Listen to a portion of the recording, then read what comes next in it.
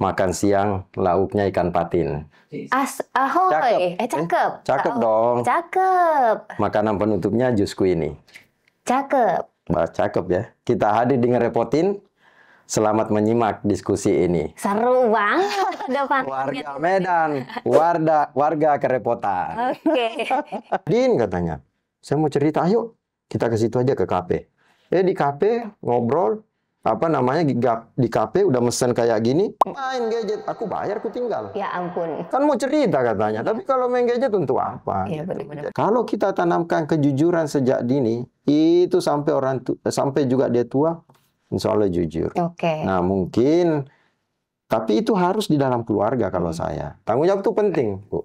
Kami pun di dalam pekerjaan ini saya bilang ke staf-staf saya kalau udah putus saya nggak pernah mundur.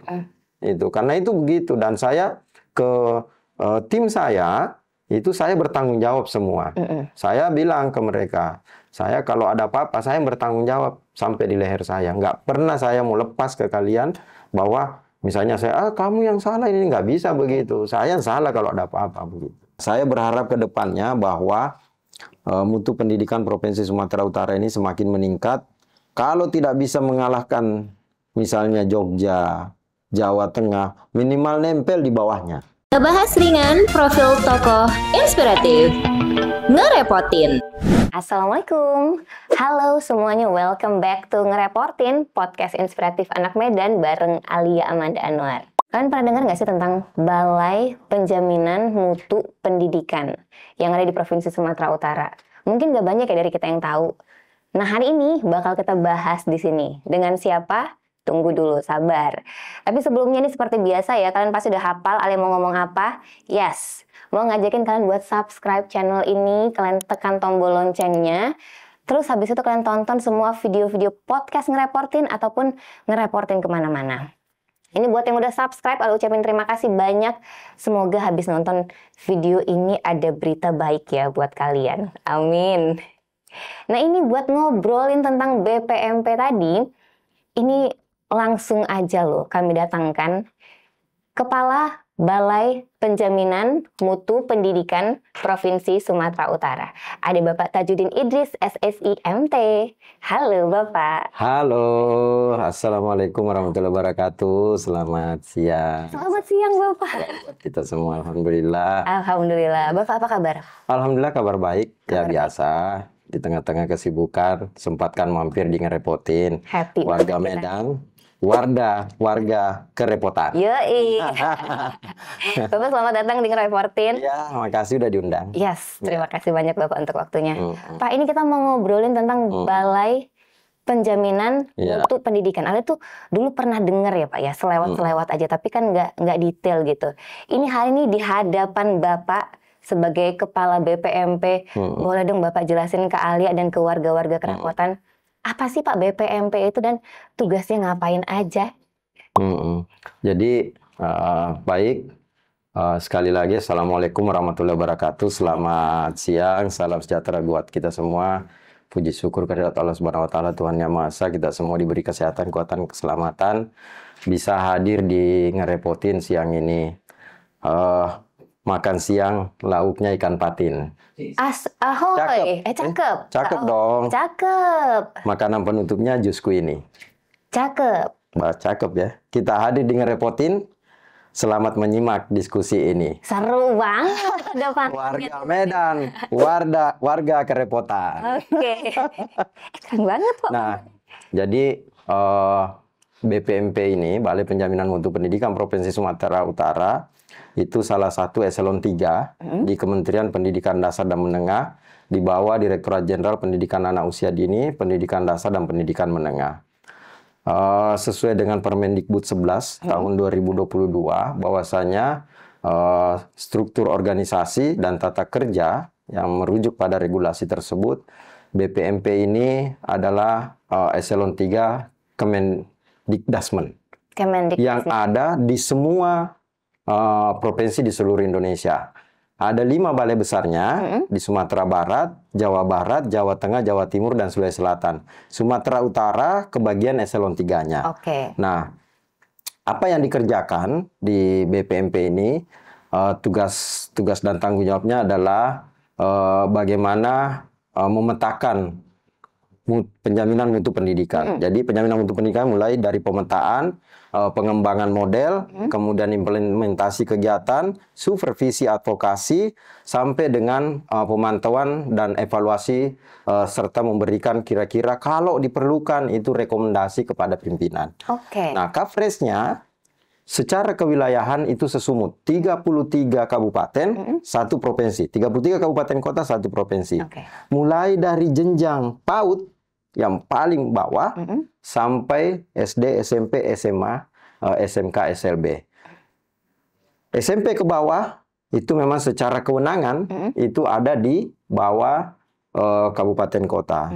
SMA, SMK, SLB itu ada di provinsi. Tetapi secara regulasi, komprehensif holistik itu ada di Kemendikdasmen. Oke, semuanya di cover deh. Iya, semuanya di cover. Wih, sapu jagat ya. Sapu jagat ya Pak ya semuanya. Iya. Gede banget berarti cakupan kerjanya. Ya, cakupannya besar. Ya, kalau mau besar ya harus banyak tantangan. Benar. Begitu, dan alhamdulillah BPMP Sumut ini banyak mendapatkan kepercayaan, banyak mendapatkan tantangan, juga banyak mendapatkan arahan, perintah bagaimana mengamankan sebuah kebijakan atau kebijakan besar dari Kementerian Pendidikan Dasar dan Menengah di Provinsi Sumatera Utara, khususnya dalam hal tadi bagaimana PAUD, pendidikan dasar, pendidikan menengah bisa terkendalikan dari sisi penjaminan mutunya. Apa saja yang dikerjakan, misalnya guru penggerak menjadi KSPS kemarin. Nah, KSPS apa Pak? Kepala sekolah dan pengawas sekolah. Kemudian SPM, standar pelayanan minimal. Kemudian ada pencegahan penanganan kekerasan pada satuan pendidikan. Kemudian ada unit layanan disabilitas. Kemudian bagaimana literasi numerasi di seluruh wilayah Sumatera Utara ini. Nah, kita akan fokus nih membahas literasi numerasi ini, dan itu sangat penting untuk kita pada hari ini. Oke, jadi fokusnya tadi di literasi dan numerasi juga ya Pak ya. Oke. Itu memang sangat banyak yang dibahas, tapi ya inilah tantangan buat kami di BPMP Sumut. Kami secara hierarki di dalam organisasi di BPMP Sumut itu ada kepala, alhamdulillah saya dipercayakan. Kemudian ada Kasubag, itu kemudian ada 5 Katim, dan ada beberapa PIC. Pegawai kami ada sekitar 104 PNS, 69 PPNPN. Cukup banyak, ditambah konsultan 3. Ya. Dan itu tadi coverage areanya adalah se-Sumatera Utara. Se-Sumatera Utara, ya. Pak, ini kalau kita cerita Sumatera Utara nih kan Pak, ini kan nggak cuma daerah, nggak cuma perkotaannya aja ya Pak ya, ada daerah-daerah pinggiran-pinggirannya juga, daerah pedalamannya juga ya Pak ya. Pernah nggak sih Bapak tuh pas lagi kunjungan kerja, kan kalau ke daerah-daerah pedalaman itu aksesnya masih agak sulit ya Pak ya, kita bilang ya, agak sulit dijangkau gitu. Waktu Bapak kunjungan kerja ke lapangan gitu misalnya, pernah nggak sih ada cerita lucu atau cerita unik gitu tentang apa ya, pas Bapak nyampe ke daerah itu Bapak langsung ngerasa wah ini tantangan banget buat literasi nih. Ya, kemarin terus terang saya sebenarnya udah sering ya ke Pulau Nias sebelumnya, tapi kalau nggak salah bulan lalu apa 2 bulan lalu lah kami ke Nias Selatan, landing di bandara, kemudian kami terus bawa mobil ke Nias Selatan. Di Nias Selatan itu kan kiri kanan tuh agak perjalanannya belok, sepi gitu kan. Nah, ada saya lihat papan pengumuman. Nah, itu sebenarnya cukup menggelitik. Saya kan orangnya agak jahil. Jadi kadang-kadang saya diskusi ke teman yang di samping saya, atau mohon maaf ke yang membawa saya. Mohon maaf ya supir begitu. Saya biasa komentar. Tuh perhatiin tuh, itu tuh. Kok tulisannya kayak gitu? Nah, itu kan sebenarnya mungkin buat kita sepele. Tapi itu kan bisa bermakna nanti lain kalau ini. Contoh tuh? Misalnya. Pesannya apa tuh? Kalau ini misalnya dilarang parkir di sini, itu kan harusnya baik. Padahal itu sebenarnya. Kan jadi ya itulah, tapi mungkin sengaja ya begitu, karena juga saya pernah sama istri itu toko di Depok itu dia tulisannya toko penjual buah. Buah, tapi ditulisnya di situ sebenarnya buah ya, yang dijual tuh buah. Tapi ditulis penjual buaya. Buaya, Itu. penjual Nah kan buaya. jadi lucu orang, Oke. emang orang mau parkir di situ kalau padahal ya udah kelihatan bendanya buah ya, tapi yang dijual apa ininya saya bilang loh itu kan cuma nama tokonya, tapi kan jualannya kan benar buah-buahan gitu. Tapi itu kan bisa berdampak lain. Atau lihat misalnya, lihat jual mangga. Jual mangga kalau misalnya sekilo 20.000, tapi ditulisnya di situ setengah kilo 10.000. Bener. Itu kan kadang menipu kan, orang lihat, 10.000, padahal dibawanya setengah kilo. Itu trik literasi juga ya, Pak? Iya, trik literasi. Makanya kadang kan kita protes, loh ini 10.000 ya setengah kilo tapi dapatnya. Bener, harus jeli bacanya. Kayaknya harus matanya yang masih jelas bisa kelihatan ya. Iya, saya Kita, jelas. iya, aduh, Alia udah agak minus. Jadi ternyata memang itu ya Pak ya, ada tantangan literasi memang di daerah-daerah terdalam lah kita bilangnya dari Sumatera Utara itu masih ada ya Pak ya. Dari daerah-daerah terpencil tadi kita sekarang pindah ke pesisir Pak. Kalian pengen ngajakin Bapak ke pesisir di Sumatera Utara. Menurut data yang beredar ini kan Pak, di daerah pesisir ini kan tingkat literasinya juga masih rendah banget ya Pak ya. Nah ini kira-kira apa yang dilakukan sama BPMP, Balai Penjaminan Mutu Pendidikan untuk meningkatkan literasi di wilayah-wilayah pesisir itu Pak? Iya, jadi terus terang ini juga menjadi telisikan kami. Di Sumatera Utara ini diapit oleh dua, ada Samudra Indonesia, pantai barat, kemudian ada Selat Malaka. Nah, kemarin juga menjadi memang perhatian kami. Jadi di sini ada banyak ATS. ATS, anak tidak sekolah. Dan itu jumlahnya cukup besar. Nah, ternyata hipotesa kami, dan ini pernah saya lihat satu presentasi kalau nggak salah di Jakarta, bahwa di pesisir pantai barat maupun pantai timur termasuk Pulau Nias ya, Pulau Nias itu kan masuk pantai barat, itu ternyata di pesisir itu literasi numerasinya sangat rendah. Sangat rendah. Nah, beda dengan yang di tengah, Samosir dan sekitarnya nih, itu agak tinggi. Kami bertanya, kok bisa? Itu. Nah, dan di situ ternyata di wilayah itu juga banyak ATS. Nah, jadi kami berkesimpulan, ini kesimpulan sementara, kayaknya kalau mau meningkatkan ATS itu, kalau mau meningkatkan literasi numerasi, salah satunya adalah bagaimana memasukkan ATS ini ke satuan pendidikan. Tapi terlebih dahulu kita data dulu by name by address. Nah, jadi kami kemarin pengen menyiasati, kami udah komunikasi juga dengan beberapa university. Misalnya universitas yang punya FPIK, apa itu Pak? Fakultas Pendidikan dan Ilmu Keguruan, yang keluarnya nanti guru misalnya. Kalau dia KKN kita titip mengajarlah di satuan pendidikan. Tapi kalau yang KKN tidak punya FPIK, tidak punya ilmu keguruan begitu, data aja berapa ATS itu, by name address, komunikasi dengan misalnya perangkat desa yang punya wilayah yang lebih tahu anak-anak di situ. Kalau misalnya sudah didata, kita berupaya bagaimana masukkan ke satuan pendidikan. Nah, kemarin kami juga udah komunikasi dengan pihak salah satu organisasi besar di Sumut ini. Gimana kalau nanti satuan pendidikannya mau menampung anak-anak ATS ini? Jadi ini kan runutannya. Kalau dia tertampung, dia kan pasti belajar tuh. Kalau belajar, pasti kemungkinannya itu literasinya, numerasinya naik. Lebih baik. Nah, kalau itu naik, otomatis Sumatera Utara literasi numerasinya juga naik. Jadi rantainya seperti itu. Kami memang terbiasa kalau misalnya melihat sebuah persoalan itu, tapi dicari misalnya root cause-nya di mana. Udah ketemu roots-nya baru kita cari solusinya. Itu program yang Bapak bikin tadi kan harus kita pastiin berkelanjutan tuh. Itu gimana Bapak memastikan? Ya, mudah-mudahan berkelanjutan. Kalau selama kami di sini, kami berharap begitu. Karena ini kan menjadi persoalan basic ya, yang sangat basic, dan memang ini menjadi perhatian kita semua, tidak hanya di Sumut, hampir seluruh Indonesia ini. Jadi kalau misalnya dia sudah menjadi program di seluruh Indonesia, saya yakin bisa berkelanjutan. Siapapun nanti kepala BPP-nya nggak itu lagi, maksudnya ya ini harus dituntaskan karena ini hak dan haknya warga negara, dan negara harus hadir di masyarakatnya. Nah, negara harus hadir di masyarakatnya itu kalau kami Kemendikbudristek didelegasikan ke BPMP begitu. Nah, ini yang menjadi tugas kami. Tapi kami tidak bisa sendiri.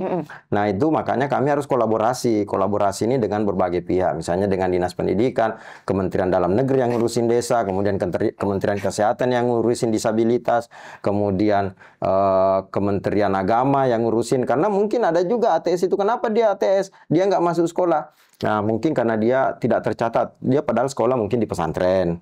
Atau mungkin ada yang pindah, mutasi ke daerah lain, orang tuanya pindah. Atau mungkin ada yang membantu orang tuanya, apa semua. Ya inilah Kementerian Sosial juga harus terlibat. Ya macam-macam. Nggak bisa berdiri sendiri. Karena ya nggak ada persoalan pun bisa diselesaikan dengan sendiri di manapun. Ya harus ada minimal, ada yang membantu. Gitu. Oke, jadi semuanya kita pengen bersinergi untuk menyelesaikan masalah ATS ini dulu ya Pak ya, biar literasi dan numerasi kita bisa lebih tinggi gitu.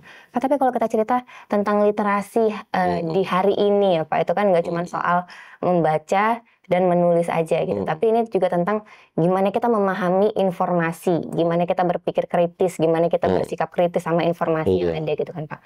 Kalau informasi kita dapetin tuh gampang banget ya Pak.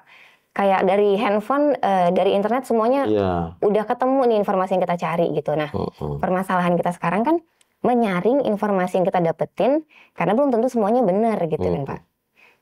Jadi jadi mungkin ini gambaran sekilas ya, bahwa literasi itu kan ada 6 macam. Oke. Ya ada literasi baca tulis. Ini baca tulis, baca tulis. Kemudian ada literasi numerasi. Kemudian ada literasi digital. Ada literasi sains, ada literasi budaya, ada literasi finansial. Nah ini kan semuanya kalau kita bedah, ini sangat luas. Pak Menteri udah sampaikan bahwa sebenarnya jangan kita harus selalu terbatas hanya pada satu substansi literasi, hanya baca tulis.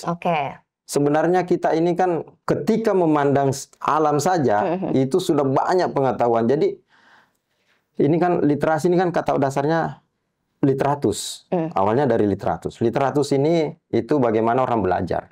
Yang namanya belajar, apapun di dalam dunia dan seisinya, itu semuanya adalah ilmu. Jadi bagaimana kita memahami semua itu. Dan kita pun kalau mohon maaf, di dunia Islam, ayat turun seperti disampaikan tuh ikra membaca. Jadi itu sudah urusannya literasi kan sebenarnya. Meskipun ya literasi baca tulis urusannya awalnya. Karena memang kita disuruh membaca. Nah dalam perjalanannya berkembang terus sekarang udah literasi digital, literasi finansial apa semua. Nah sekarang ini berkembang ke arah situ. Dan kita tidak bisa menafikan tuntutan zaman namanya digital.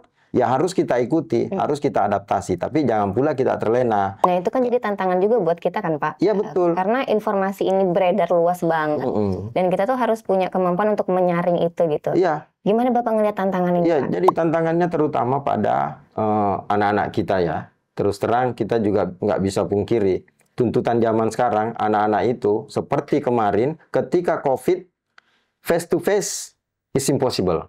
Ya kan? Jadi orang main daring. Orang main daring gunakan perangkat dong. Nah, karena gunakan perangkat, anak ini mungkin sebelumnya sudah iya.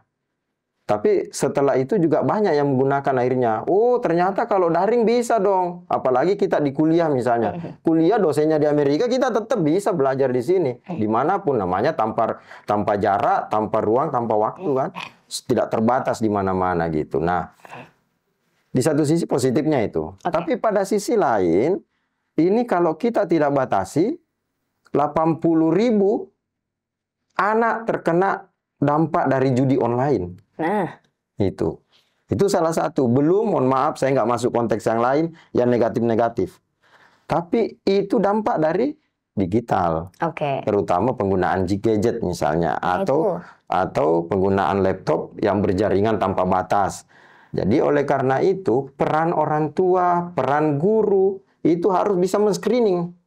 Jangan diberikan keleluasaan terbuka sepenuhnya. Nah, inilah butuh pendampingan. Ibu tentu tahu bahwa peran keluarga itu sangat penting. Kita semua berasal dari keluarga. Jangan semuanya dibebankan kepada guru. Itu. Jadi keluarga itu basic. basic fundamental lah untuk termasuk pembangunan karakter. Itu basic itu. Nah, oleh karena itu terkait dengan transformasi digital ini, ya kita ikuti, kita adaptasi, tapi jangan kita terlalu membiarkan seperti tanpa batas begitu. Dan ini bisa berdampak terhadap perkembangan anak-anak juga. Contoh misalnya, belum usianya udah minus matanya. Nah, itu belum usianya udah terganggu kejiwaannya. Belum usianya fisiknya jadi terkendala. Kadang anak-anak itu kenapa? Gemuk badannya, ini mohon maaf, kenapa? Dia lebih banyak duduk, main gini. Terus yang kedua, kehidupan sosialnya ini. Coba Ibu, mungkin Ibu pernah lihat jalan-jalan ke mall, bawa anak 2, suami 1, istri 1, berempat dia duduk. Pengennya kan berdiskusi, makan rame-rame, pegang semua gadget. Gini. Jadi nggak ada interaksi di antara mereka. Nah, saya pernah gitu sama teman, mohon maaf ini cerita. Yes. Infonya mau curhat ke saya. Din katanya, saya mau cerita, ayo kita ke situ aja ke kafe. Di kafe ngobrol, di kafe udah mesen kayak gini, main gadget, aku bayar, aku tinggal. Ya ampun. Kan mau cerita katanya, tapi kalau main gadget untuk apa? Ya, gitu. benar-benar. Jadi itulah kadang-kadang ini sebenarnya bagus pada kondisi tertentu. Tapi pada kondisi yang lain ketika kita duduk mau diskusi gini, ya kadang-kadang saya abaikan dulu. Oke, benar. Ya, karena kita kan mau iya, benar.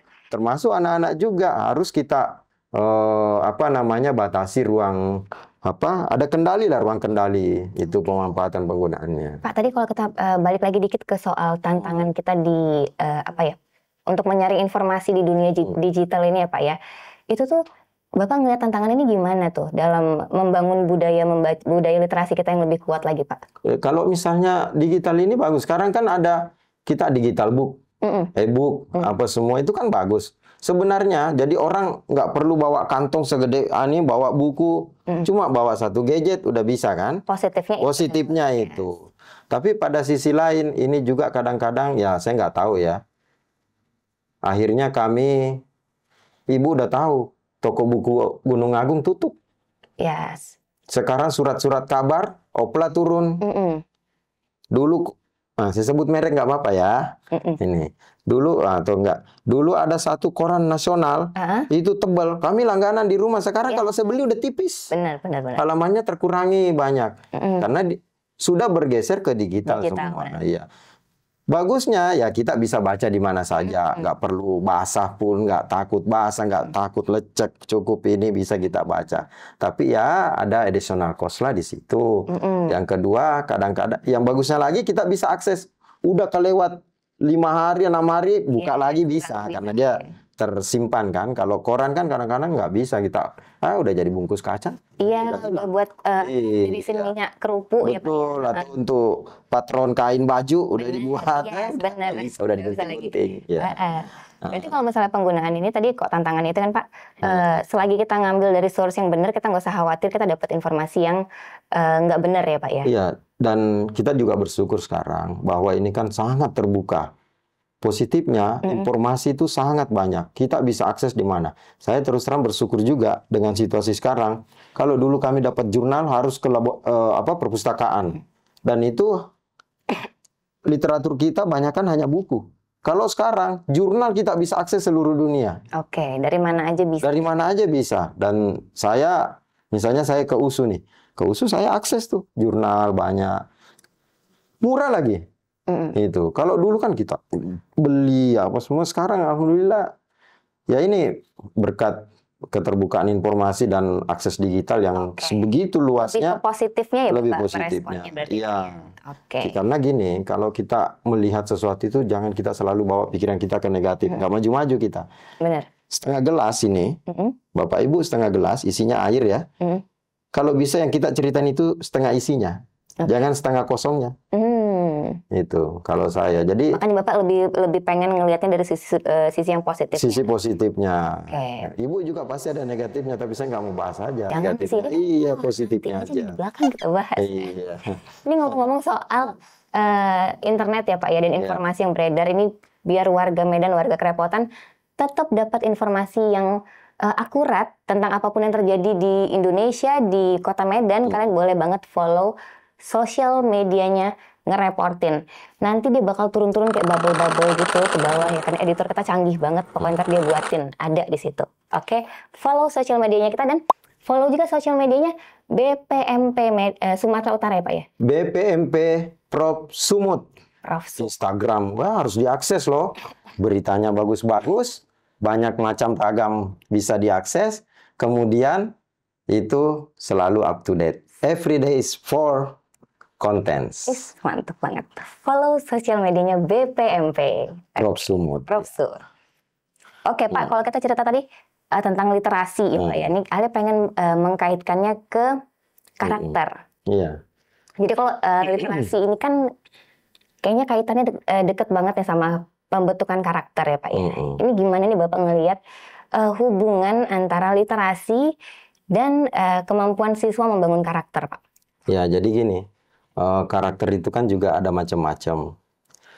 Misalnya ada moral, ada tanggung jawab, kemudian ada kejujuran, kemudian ada kebaikan hati, toleransi. Nah, ini semua kan mungkin itu salah satunya karena bawaan biasanya. Ini kan pendidikan dibangun dari pendidikan keluarga sih awalnya, moral ini. Nah, yang namanya literasi numerasi juga banyak berawal dari pendidikan keluarga. Contoh misalnya, kita baru lahir, kita kan diayun, atau sebelum itu masih dalam kandungan, ibunya udah berdoa, dielus-elus, itu kan namanya diberikan literasi itu. Kemudian lahir, kalau di Muslim tuh diazanin, kemudian diayun dinyanyiin sampai bobo, itu kan sebenarnya diberikan pemahaman literasi sejak dini. Iya, gitu. Dari dulu. Siapa yang memberikan itu adalah ibunya. Jadi pendidikan keluarga adalah pendidikan literasi pertama di situ. Dan itu orientasinya pasti membangun karakter anaknya. Mana sih ada orang tua doain anaknya sambil diayun-ayun, didoain yang jelek, kan nggak mungkin. Jadi begal. Iya, nggak mungkin. Pasti yang kejujuran disampaikan, bagaimana moral, bagaimana misalnya tanggung jawab, toleransi, apa semua. Itu yang disampaikan yang orientasinya positif, kemudian yang baik-baik, masa depan, apa semua. Nah, jadi kaitannya literasi dengan karakter ada di situ. Tapi mungkin secara sekarang, secara luas, ya kita lihat, kalau misalnya dalam pendidikan anak-anak kita, juga bagaimana di dalam satuan pendidikan itu sekarang sudah diorientasikan balik lagi ke karakter. Karena kenapa, Bu? Jadi dalam situasi sekarang ini anak-anak kita itu kadang-kadang mungkin dari sisi asupan bagus, dari sisi pelayanan bagus, dari sisi misalnya kita menjaminnya bagus, tapi mentalnya ini kadang-kadang agak lemah. Nah, oleh karena itu sekarang Kementerian Pendidikan Dasar dan Menengah juga sedang mengarahkan bagaimana agar karakter anak-anak kita, siswa-siswa kita yang ada di satuan pendidikan itu sekarang kuat kembali, tidak hanya mengejar pembelajaran gitu, tapi bagaimana juga membangun karakter-karakter kuat terhadap anak-anak kita di satuan pendidikan. Itu gimana Pak caranya Pak? Nah, ini dari sekarang, jadi di satuan-satuan pendidikan itu mulai salah satunya misalnya orientasinya menambah guru BK. Menambah guru BK. Kemudian yang kedua, anak-anak kita mulai diajarkan bagaimana bertanggung jawab, bagaimana. Jadi kalau kemarin memang bagus tuh misalnya pembelajaran itu berorientasi pada siswa.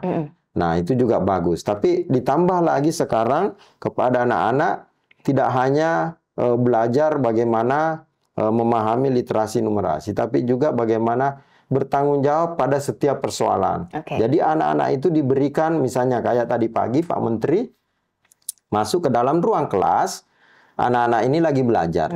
Nah, Pak Menteri menyampaikan, coba nak diulang apa tadi belajar ya, coba diulang apa yang didapat. Nah, adalah anak yang menjelaskan. Jadi kayak gitu namanya tanggung jawab. Oh, dia belajar bertanggung jawab terhadap pelajaran yang diperoleh gitu. Nah, kalau kita lihat di Jepang misalnya, pelajaran basic yang diajarkan itu nggak terlalu kuat kepada literasi numerasi. Tapi apa?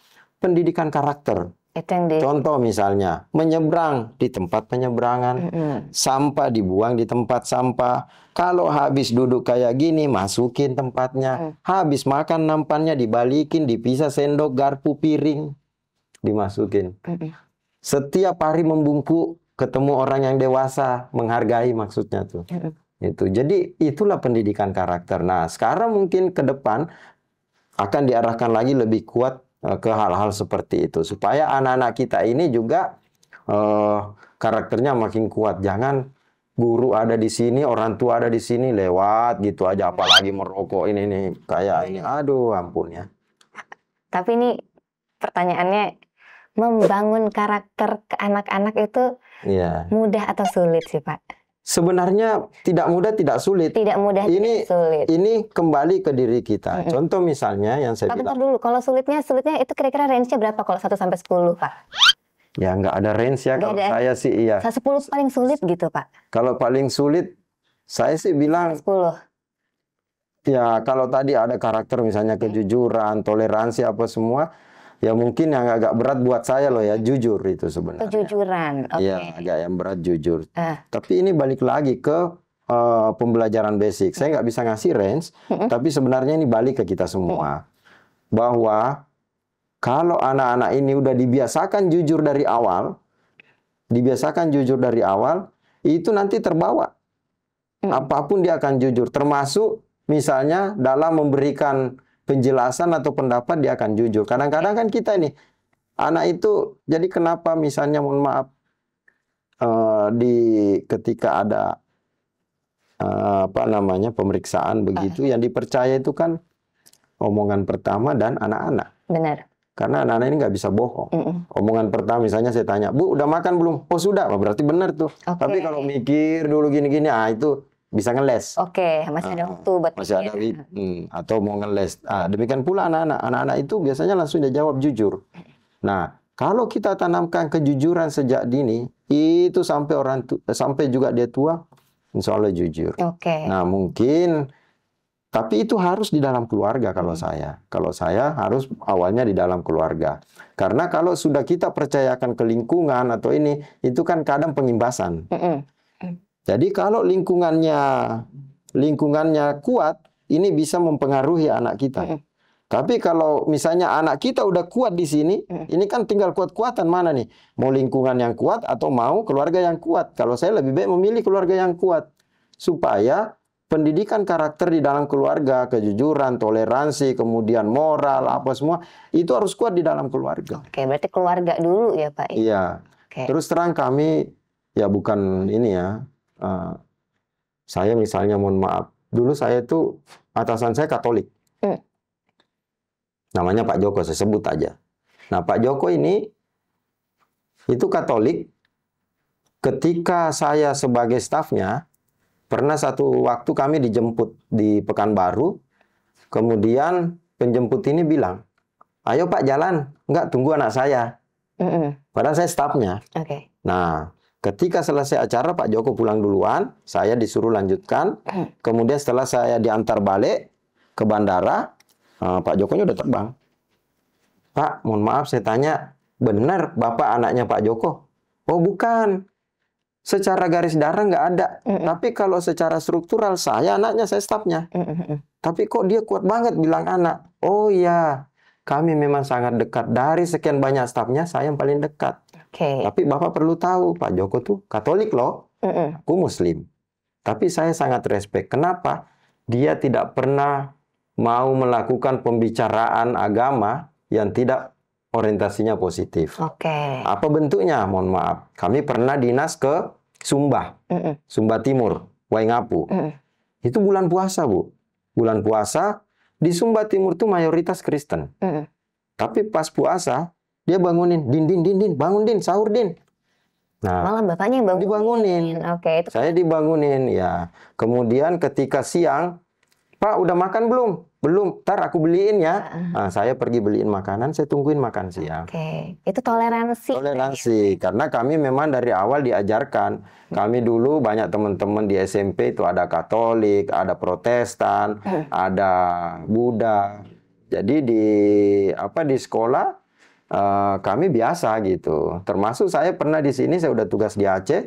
Saya malam Natal tuh nginep di rumahnya teman di sini yang orang Batak Kristen. Oke. Iya, dan setelah mereka ke gereja pulang paginya hari Natal kami diajak makan, cuma diberitahu jangan makan ini ya. Ya Oke, udah. Tapi saya nginep di rumah itu, saya biasa kok, nggak ada masalah. Berarti kalau untuk menumbuhkan nilai-nilai toleransi di zaman sekarang itu udah lebih mudah, Pak, menurut Bapak? Harusnya lebih mudah, apalagi kita sudah majemuk banget ya.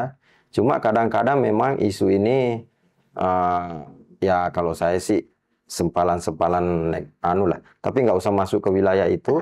Kita lihat baiknya aja bahwa sebenarnya makin majemuk itu makin bagus untuk mendongkrak prestasi. Oke. Iya. Coba mohon maaf ya. Dalam satu wilayah kalau hanya homogen itu agak sulit berkembang. Jadi supaya dia heterogen, dia harus kalau mau berkembang cepat dia harus heterogen. Ya kita aja Bapak Ibu. Kalau kita cuma keluarga itu nikah terus insist dia. Kalau insist biasanya generasinya kurang bagus. Makanya dia harus heterogen, berbagai dapat ini bagus itu. Oke, jadi kalau di zaman sekarang itu Pak, selain toleransi tadi, apalagi nih karakter yang mudah kita aplikasikan ke anak-anak Pak? Ya selain toleransi, kejujuran itu tanggung jawab. Tanggung jawab juga penting. Tanggung jawab itu termasuk mudah atau sulit sih Pak kita terapkan ke anak-anak sekarang? Jadi kalau tanggung jawab sebenarnya sih anak-anak ini yang penting kita berikan pesannya aja yang kuat. Nah, dan jangan kita misalnya setiap dia merajuk lantas kita ini. Dulu kami diajarkan di orang tua itu, kalau ada masalah udah selesaikan sampai selesai. Oke, jangan ditunda-tunda. Jangan ditunda-tunda atau jangan kita, oh sini saya beresin. Nggak bisa begitu. Anak itu jadi, ya selesaikan. Even itu selesainya lama atau selesainya kurang bagus atau misalnya tidak maksimal, itu biasa. Tapi diajarkan dari sekarang bahwa kalau sudah mengambil suatu case, satu tanggung jawab, udah selesaikan begitu. Karena nanti ke depannya itu akan terbawa. Bahwa anak ini akan bertanggung jawab itu. Tanggung jawab itu penting, Bu. Kami pun di dalam pekerjaan ini saya bilang ke staf-staf saya kalau udah putus saya nggak pernah mundur. Itu karena itu begitu, dan saya ke tim saya itu saya bertanggung jawab semua. Saya bilang ke mereka, saya kalau ada apa-apa saya bertanggung jawab sampai di leher saya. Nggak pernah saya mau lepas ke kalian bahwa misalnya saya kamu yang salah, ini nggak bisa begitu. Saya yang salah kalau ada apa-apa begitu. Berarti itu tanggung jawab saya sebagai pimpinan. Tapi kalau kita bicara sulit atau mudah, sulit atau gampangnya itu termasuk di kategori mana itu Pak? Tergantung orangnya sih. Kalau saya nggak ada yang sulit, gampang aja semua. Iya. Santai aja ya Pak. Karena penting tuh positive thinking aja. Melihat segala sesuatu itu positif. Kalau kita melihat segala sesuatu itu positif, tidak pernah a priori atau apa semua, ya insya Allah ada aja jalannya. Ya namanya ada jalannya berarti selalu mudah kan? Begitu. Bapaknya ini banget deh. Orangnya ya santai banget ya gitu. Ya udah positive thinking aja gitu kita ya. Ya terus mau gimana lagi? Bener, ini kayaknya beres podcast kan gitu kan. Positive thinking. Iya. Yes. Pak, tapi kalau misalnya tadi kita cerita karakter yang udah ada nih di apa ya, yang pengen kita install ke anak-anak zaman sekarang. Kalau menurut Bapak ada nggak sih karakter-karakter yang harus di-uninstall dari anak-anak zaman sekarang, Pak? Ibarat kalau pipa nggak ada mampetnya. Kalau pipa mampet kan pasti ada rugi di situ. Kadang pipanya ngembang, kalau pipanya tipis, apa semua. Nah, yang kedua, kalau dia agama, itu kan agama kalau misalnya kita sering-sering dengar agama, kita selalu tabayun, merendah atau apa, nggak terlalu jauh ekspektasi kita, sementara kemampuan gini itu kan bisa membuat kejiwaan kita tertekan. Kemudian yang ketiga, kalau misalnya sering kumpul-kumpul, kan bisa kita cerita. Jadi nanti kawan kasih solusi, gitu. Misalnya ada kekurangan kita, kan sharing kayak gitu. Tapi kalau nggak pernah ketemu, kita bedah sendiri di dalam kamar, Oke. ya tersiksa kita itu. Jadi yang harus di-uninstall tadi, yang satu mager, jangan mageran ya. Iya. Sekarang terus habis itu bersosialisasi. Bersosialisasi, kemudian olahraga, saya bilang ke anak-anak itu. Ya itu kan sebenarnya praktek-praktek baik buat anak-anak sekarang terutama. Jadi kenapa kita dulu di SD selalu diajarin olahraga kalau hari Jumat. Kemudian kadang-kadang di luar anak-anak sore main bola misalnya itu olahraga. Kemudian disuruh ngaji kalau malam mana gitu menasa atau apa ke guru ngaji. Kemudian yang kedua disuruh kumpul dengan teman-temannya. Ya itu sebenarnya membiasakan bersosialisasi, tidak depresi, kemudian olahraga apa semua. Dan ya insya Allah nggak ada dulu-dulu tuh kayak gitu tuh. Yes. Nggak Oke, ada. kita pengen juga anak-anak zaman sekarang bisa kayak gitu ya. Ya itu. Pak, tadi kalau kita udah cerita masalah karakter, kita bicara masalah keluarga juga ya Pak ya. Ini kalau menurut Bapak ini, kalau karakter anak itu paling banyak dibentuk di keluarga, di lingkungan, atau di grup WhatsApp keluarga? Balik lagi ya. Balik lagi. Kalau saya pasti di keluarga. Di awalnya. keluarga. Karena apa? Contoh tadi saya bilang bahwa dari masih di dalam perut Kita sudah dekat sudah dekat sama banget literasi dan itu, pembentukan karakter ya. makanya Pak Menteri juga sampaikan kemarin itu mother tongue. Jadi awalnya itu pasti dari lidahnya ibu tuh. Oke. Yes. Itu. Jadi dari keluarga. Baru ke Disusupi ini kemudian mungkin ke lingkungan. Oke, baru Karena ke kecil gaul. keluarga. Ya, grup WhatsApp itu kan Grup WhatsApp dunia sekarang. Apa Kalau namanya, dulu kan nggak penguatan ada. mental, Pak. Iya. Kalau sekarang Pak itu beritanya macam-macam di grup Iya. keluarga Bapak. Bisa iya, bisa ini juga. Tergantung keluarganya ya Pak ya. Iya, kadang-kadang kita perang di dunia maya itu kan nggak bagus, kecurhat ini apa semua. Benar. Kita kurang-kurangin lah ya Pak ya. Ya, kalau positif sih nggak apa-apa. Kalau Berbagi informasi. kalau Asal jangan negatif, berbagi informasi yang kepala naga, badan orang itu nggak nah bisa itu dia nggak bagus. Yang kedua, kalau misalnya saling serang, sudah serang sana sini. Yes. Saya kadang-kadang bilang tuh ke teman-teman, kalau mau main gitu nggak apa-apa kalau ada hasilnya. Kalau nggak ada hasilnya, mendingan nggak usah deh. Buang-buang Daripada energi. capek-capek. Karena Bapak orangnya positif Iya. banget ya kan. Bapak kita udah ngobrolin soal karakter, soal tugas-tugas BPMP, Balai Pengendalian Balai Penjaminan Mutu Pendidikan. Balai Penjaminan Mutu Pendidikan. Ini jangan salah, warga kerepotan jangan diikutin Ale kalau salah. Iya. Yes, kita udah ngobrolin soal BPMP. Itu udah bisa dapat balon loh. Kalau udah lancar. Oh, siap. Iya. Kita laporan lagi ke Bapak ya. Kita ngobrol soal literasi juga. Kita ngobrol soal pembentukan karakter juga. Seperti biasa Bapak di semua podcast-podcast yang ada. Di penghujung pertanyaan Alia adalah harapan Bapak nih apa untuk pendidikan di Sumatera Utara, Pak? Saya terus terang sekarang diberikan amanah sebagai Kepala BPMP Provinsi Sumatera Utara. Menjamin mutu pendidikan Provinsi Sumatera Utara. Namanya mutu pendidikan. Berarti ada kualitas yang sangat didambakan oleh semua pihak di Provinsi Sumatera Utara, khususnya dalam dunia pendidikan. Nah, saya pengen bahwa siapapun yang bergaul di dunia pendidikan, ekosistem pendidikan di Sumatera Utara, itu tidak ada keluhan. Kalau ada keluhan, sebenarnya Balai Penjaminan Mutu Pendidikan itu yang gagal. Oke. Itu. Nah, saya berharap ke depannya bahwa mutu pendidikan Provinsi Sumatera Utara ini semakin meningkat. Kalau tidak bisa mengalahkan misalnya Jogja, Jawa Tengah, minimal nempel di bawahnya. Oke. Minimal nempel di bawahnya. Kenapa? Karena Sumatera Utara ini besar, 33 kabupaten kota, 1 provinsi. Satuan pendidikannya pun sangat banyak. Nah, kita berharap apalagi di BPMP nih, itu rata-rata magister, doktornya ada. Gitu. Jadi sebenarnya dari sisi sumber daya sangat bagus. Dulu kami kenal Sumatera Utara itu, kalau misalnya orang sebut waktu kami kuliah di IPB, Sumatera Utara, pasti pinter-pinter tuh. Itu. Nah, kalau sekarang saya nggak tahu ya kenapa agak-agak menurun, terutama literasi numerasinya. Nah, ini mungkin tanggung jawab kami, makanya saya selalu lecut ke teman-teman gimana caranya meningkatkan literasi numerasi termasuk kualitas pendidikan di Provinsi Sumatera Utara. Itu tanggung jawab kami dan kami terus terang tidak bisa sendiri. harus kolaborasi, harus sinergi dengan banyak pihak. Sesuatu yang berat bisa jadi enteng kalau kita pikul bersama. Tapi sesuatu enteng kalau mau dikerjakan sendiri-sendiri bisa-bisa juga menjadi batu sandungan dan akhirnya gagal.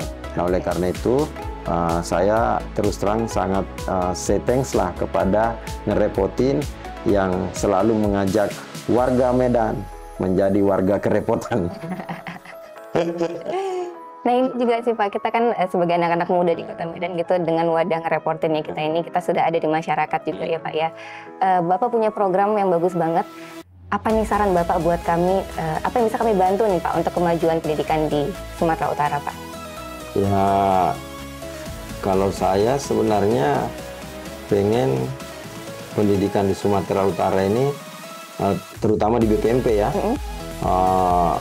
fasilitas-fasilitas itu bisa diakses oleh semua pihak. Kami itu terbuka di BPMP Sumatera Utara. Kalau yang bisa kami bantu Pak untuk kalau misalnya Ngerepotin mau bantu, ya sering-sering datang ke kantor kita diskusi misalnya, dan atau kalau enggak mempublikasikan semua kegiatan-kegiatan kami atau dikoneksikan media sosial kami dengan Ngerepotin.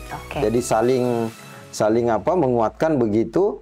Ngerepotin hadir, kami hadir, kan pasti namanya tadi harus kolaborasi, sinergi, ya powernya lebih kuat. Dan saya sangat berharap Ngerepotin sering-seringlah ngerepotin kami. Oh tentu. Iya, jangan cuma warga Medan aja yang direpotin. Kami tidak akan membiarkan kami repotkan terus. Gak apa-apa, kalau mau direpotin, repotkan lah, mumpung saya di situ. Dan saya sangat berterima kasih ya kalau masih mau direpotin, artinya apa?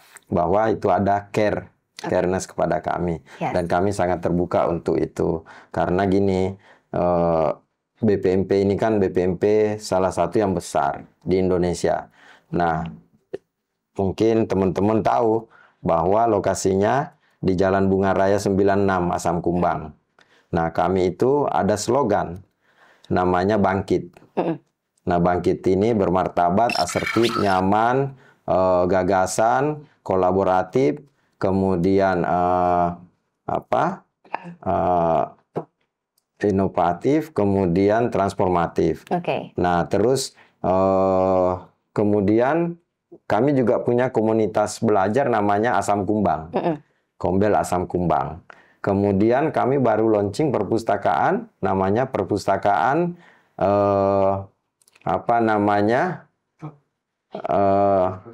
Pojok Literasi Asam Kumbang. Tapi kalau disingkatnya apa coba? Poltak. Poltak. Kayak pernah dengar Pak Poltak? Iya, bagus kan? Bagus banget. Makanya sering-sering main ke situ, perpustakaannya baru, tempatnya asik, nyaman, terbuka untuk umum, dan itu, tempatnya nyaman banget. Siap. Itu sekali-sekali juga bisa bikin podcast di situ. Tapi podcastnya sore-sore ketika udah kurang orang, karena belum sebagus ini ruangannya. Kalau ini kan teredam suaranya, kalau di sana masih banyak distorsi. Tapi nggak apa-apa, nanti kami juga akan bikin podcast kayak gini ya, mudah-mudahan nanti ya minta asisnya lah dari sini. Gimana cara membangun ruang podcast atau seperti ini agar bisa lebih bagus ya ke depannya. Siap, Bapak. Iya. Bapak terima kasih banyak loh waktunya udah datang ke Ngerepotin hari ini. Di antara jadwal Bapak yang padat banget, ini mau terbang lagi ke kota lain ya kan Pak. Bapak menyempatkan waktu buat ngobrol sama kita hari ini. Bapak sehat-sehat terus ya Pak ya. Bapak banyak kegiatan, harus fit terus, harus strong terus. Bapak, semoga semua program-program yang Bapak rencanakan bisa berjalan dengan lancar. Ya, saya juga terus terang terima kasih sudah diajak gabung di Ngerepotin. Sama-sama. Dan mudah-mudahan ini warga Medan selalu jadi warga yang kerepotan, mendengarkan isu-isu yang kami diskusikan ya. Siap. Tapi saya punya pantun loh. Boleh ya. Sedap banget. Ini pantun baru dibuat loh, masih hangat. Kalau gorengan baru naik dari minyak panas. Minyak panas. Beri Pak. Sore hari main layang-layang. Cakep. Malam hari pergi beli terasi. Cakep. Kita sudah gabung siang-siang, bicarakan literasi dan numerasi. Mantap toh. Bapak keren banget. Cepet banget mikir ya Bapak ya. Iya, makanya sering-sering diajak saya. Siap Bapak, Iya. nanti kita ngobrol lagi sama tim di belakang ya Pak Ya, ya. jangan cuma diajak ngerepotin warga Medan, tapi Ngerepotin. diajak ngopi, Oh siap, diajak nongkrong. Kita kan anak nongkrong. anak nongkrong Yoi. banget gitu ya. Bapak, Ale punya pantun. Coba. Takut banget deh mau balas pantun Bapak, tapi nggak ada terasinya. Oke, Pak, ke Pajak Melati naik limosin. Cakep. Terima kasih sudah datang ke ngerepotin. Cuma segitu. Segitu aja Ada. dari kamu. Saya juga ada. Ada lagi. Ini kita kayak palang pintu ya Pak ya, kita balas-balasan pantun nih Pak. Dibayar tuh kalau palang pintu. Kalau nggak lewat. Pak, invoice-nya dari mana nih? Iya. Burun Nuri, burun cendrawasih. Baik, Cukup cakep. sekian dan terima kasih. Terima kasih Pak. Bapak terima kasih banyak Terima Bapak. kasih banyak Seru juga. banget. Ya, jangan kapok ya ngajak-ngajak kami. Kami BPMP Provinsi Sumatera Utara selalu terbuka untuk berkolaborasi, berdiskusi, bersinergi. Tidak mesti dengan saya, teman-teman juga akan siap, selalu standby, selalu always, tidak pernah never. Selalu always tidak pernah never. Ya, Yes, that's right. jadi Oke. bisa diajak Oke. mau di sini, mau di mana saja. Yang penting tonnya tentang pendidikan. Siap. Kita siap berkolaborasi untuk itu. Seru banget Bapak. Iya. Terima kasih banyak Bapak. Terima kasih banyak. Sukses selalu buat warga Medan, warga Kerepotan. Sukses juga untuk podcast Ngerepotin. Amin, amin, amin, amin. Thank you Bapak. Warga Medan, warga Kerepotan nih. Seru banget ngobrol sama Bapaknya kan. Iya.